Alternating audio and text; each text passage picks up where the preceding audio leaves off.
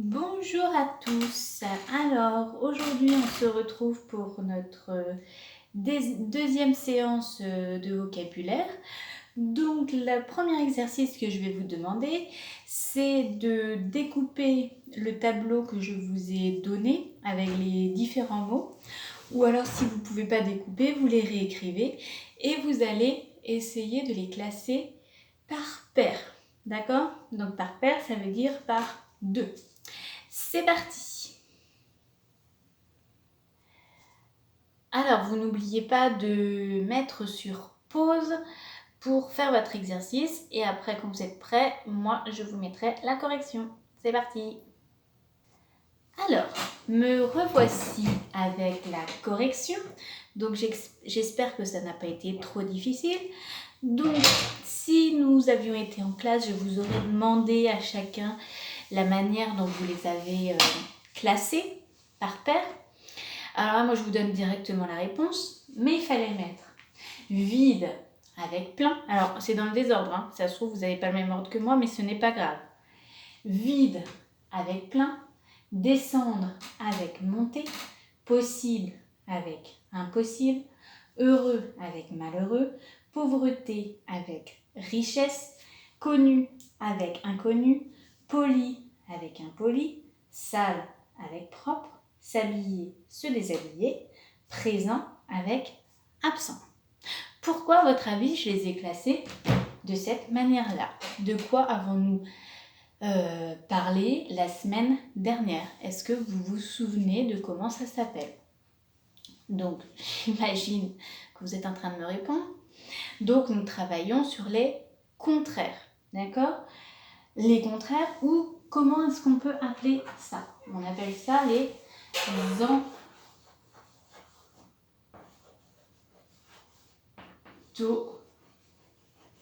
antonymes.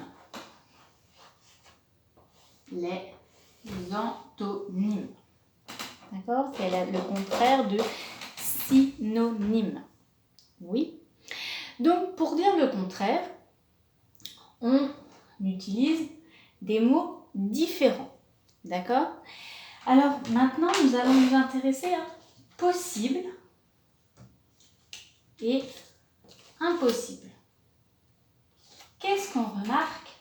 Donc, vous prenez vos deux étiquettes possible et impossible. Qu'est-ce qu'on remarque pour ces deux étiquettes-là? Alors, ce qu'on remarque, c'est que dans ces deux mots, on retrouve le mot possible. Vous avez vu, je retrouve le mot possible dans les deux mots. Mais qu'est-ce que c'est que le petit 1 qui est devant possible? Comment ça s'appelle? Je sais que les CE2, nous l'avons vu ensemble, donc normalement, vous devez me donner la réponse. Ce petit mot qui est devant le radical, devant ce mot, ça s'appelle un préfixe. Un préfixe. Où est-ce que je vais noter ça? Là. Préfixe. J'espère que vous voyez, sinon je vais réécrire en grand. Préfixe.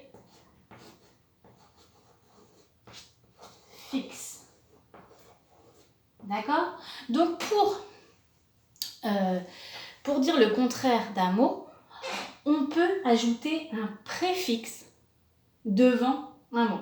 Par exemple, chez possible, je vais rajouter le préfixe 1 pour dire le contraire. Possible, impossible, ça veut dire le contraire de ce qui est possible. D'accord? Bien, dans toute cette liste-là, vous allez essayer de me retrouver des mots qui sont construits, des contraires qui sont construits de la même manière, où on utilise un préfixe. Donc il faut que vous trouviez des mots où on retrouve deux fois le même mot. Comme je ne sais pas si je suis très claire. Donc vous allez essayer de me trouver des exemples où on retrouve deux fois le même mot et dont un où il y a un préfixe. D'accord? C'est pas forcément le préfixe un. Il y en a d'autres. Il y a d'autres préfixes. On va d'ailleurs noter que nous avons d'abord un préfixe un, IN.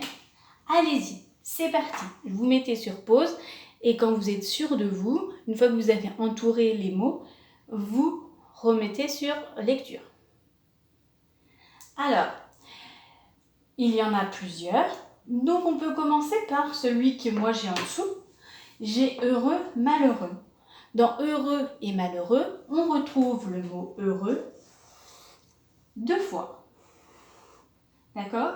Et là, j'ai un nouveau préfixe. Mal. J'ai un nouveau préfixe.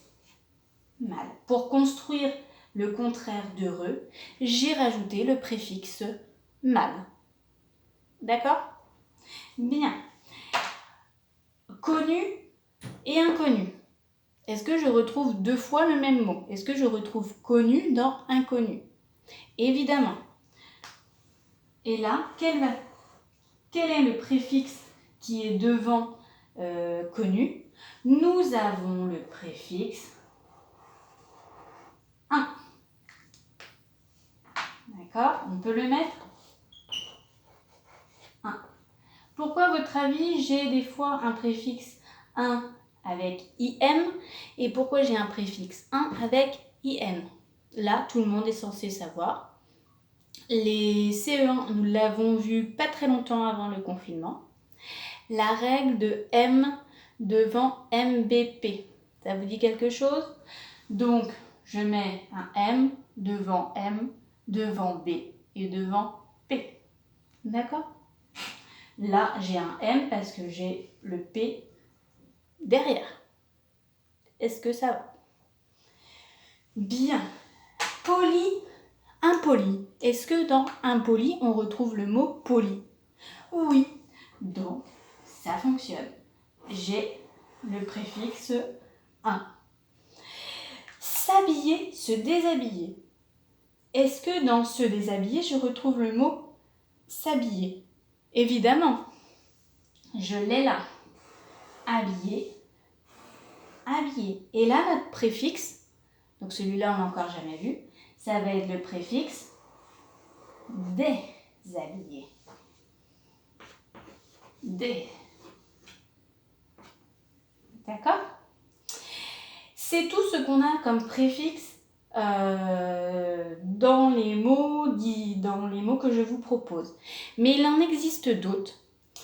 On a il, les préfixes IR, IR, de. Qu'est-ce que j'ai d'autre?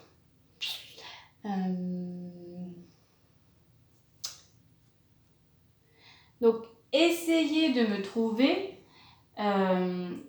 des mots contraires avec il, IR, IR et de. Par exemple, si je vous dis légal, quel est le contraire du mot légal? Ça sera illégal. D'accord? Quel est le contraire de réel? Irréel. Quel est le contraire de je monte un meuble? Je démonte un meuble. J'ai utilisé le D. D'accord? Donc, dans la leçon, vous allez voir, je vous ai mis une petite leçon. Ce serait bien où je vous ai mis un tableau avec les préfixes. Ça serait bien de me mettre un exemple pour chaque préfixe. D'accord? Bien. Donc, les contraires peuvent Alors, je répète. Les contraires, pour dire le contraire, on peut donc ajouter un préfixe devant un mot. Mais tout simplement aussi, il y a une autre manière. On peut utiliser un mot différent. Vide et plein, c'est 2 mots totalement différents. Mais ça, on peut le faire aussi. D'accord? Bien. Alors, à partir de maintenant, donc là, vous allez lire la leçon qui est dans votre livre Pépite. Je ne sais plus les pages, donc il me semble que c'est la page 226 pour les CE2 et la page 187 pour les CE1.